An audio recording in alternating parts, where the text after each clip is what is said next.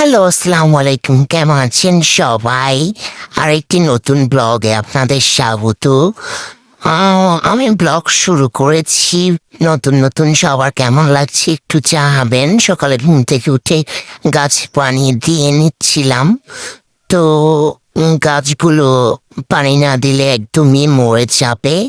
দেখুন বেগুন গাছটা কেমন তেড়তেড়ে হয়ে রয়েছে। তারপর দেখি খালা আমার জন্য নাস্তা রেডি করে রেখেছে। তো খেয়ে নিলাম। ছেলে মেয়ে দেখি স্কুল থেকে চলে এসেছে। আমার গুড্ডুটা দেখেন ব্যাগ কিভাবে নিয়ে আসছে।